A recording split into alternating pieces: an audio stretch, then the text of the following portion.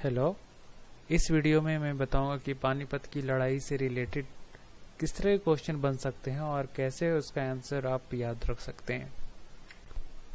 सबसे पहले तो यह जान लें कि पानीपत एक जगह का नाम है और ये हरियाणा में है और यहाँ पर 3 इम्पॉर्टेंट बैटल हुए थे, मीन्स लड़ाइयाँ हुई थी, 3 महत्वपूर्ण लड़ाइयाँ हुई थी। पहली लड़ाई को फर्स्ट बैटल ऑफ पानीपत कहते हैं, सेकेंड लड़ाई को सेकेंड बैटल ऑफ पानीपत और थर्ड लड़ाई को थर्ड बैटल ऑफ पानीपत कहते हैं। अभी तीनों लड़ाइयों को याद रखने का आसान तरीका मैं बता देता हूँ। पहली लड़ाई जो हुई थी उसमें दोनों साइड मुस्लिम ही थे। दूसरी और तीसरी लड़ाई में भी मुस्लिम ही विनर थे, लेकिन यहाँ जो हारने वाले थे वो हिंदू थे।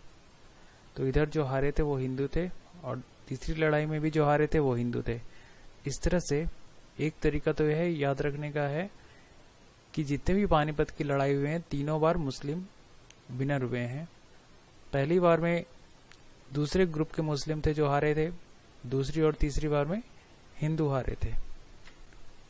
अभी मैं फर्स्ट बैटल ऑफ पानीपत के बारे में बताता हूँ कि ये कब हुआ था। सबसे पहले तो कब हुआ था ये याद रखना है। तो इसमें आता है 1526। तो ऐसे तो याद नहीं रहेगा, तो इजी तरीका ये है कि 15 याद रखना है सबसे पहले और इसको 1 ऐड कर देना है। 1 में ऐड करने पे क्या होता है 2 और 5 में 1 ऐड करने पे 6 हो जाता है। तो इस दोनों को जोड़ देने पे 1526। तो 1526 में हुआ था और ये 2 मुस्लिम्स के बीच में हुआ था। तो इसमें से विनर कौन था? इसमें विनर था बाबर। तो पहला मुस्लिम जो विनर था वो एक्चुअली इंडिया का नहीं था, वो बाहर से आया था, वो था बाबर।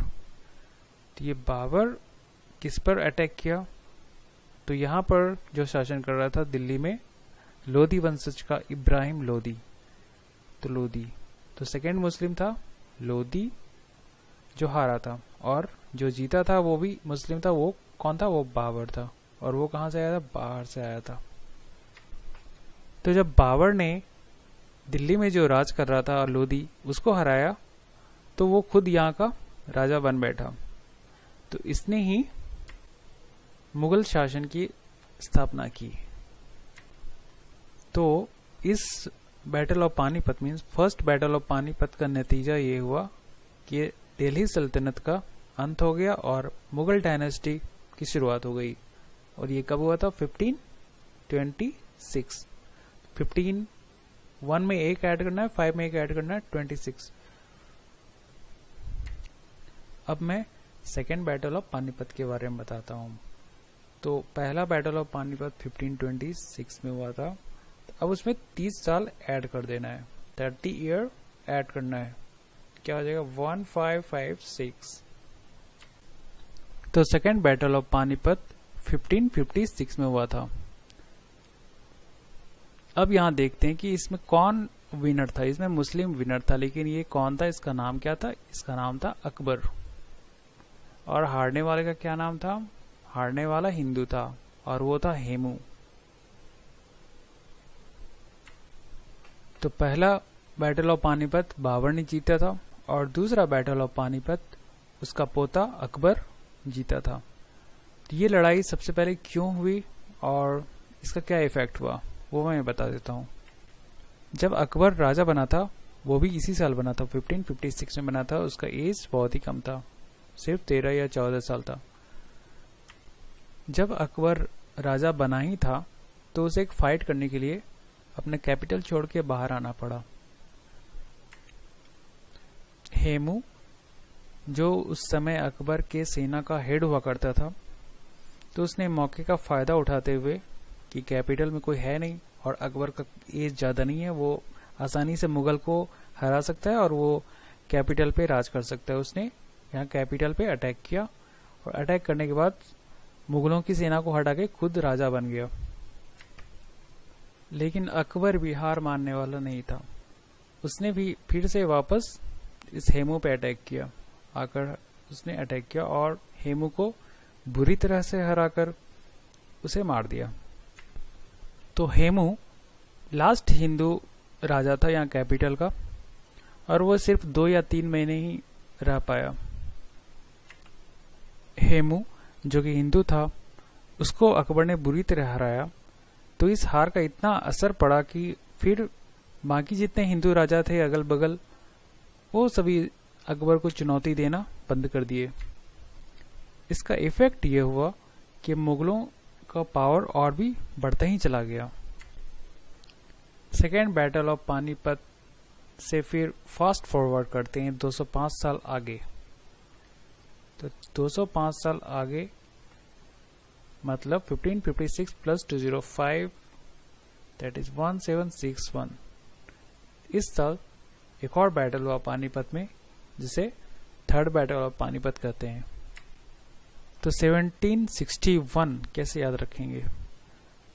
तो इसको याद रखने का तरीका ये है कि एक यहां से स्टार्ट करते हैं 1700 फिर 1800 और फिर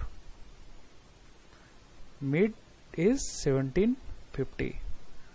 अब यहाँ पर 1 और ये 1 याद रखना है और फिर 1750 हाफ से 11 जोड़ देना है। यहाँ पर 11 मीन 1750 प्लस 11 1761। तो इस सेंचुरी में इस समय यहाँ पर फाइट हुआ था 1761 में। सेकेंड बैटल ऑफ पानीपत से अब हम 205 साल आगे आ चुके हैं। तो उस समय सिचुएशन बिल्कुल बदल चुका था। उस समय मुगल कमजोर हो गए थे, बिल्कुल कमजोर हो गए थे, और मराठा पावर काफी बढ़ गए थे उस समय, और मुगल काफी छोटे हो गए थे। तो मुगल अगर इस तरह से दिखाएं और मराठा इस तरह से दिखाएं तो इस तरह से सिचुएशन था।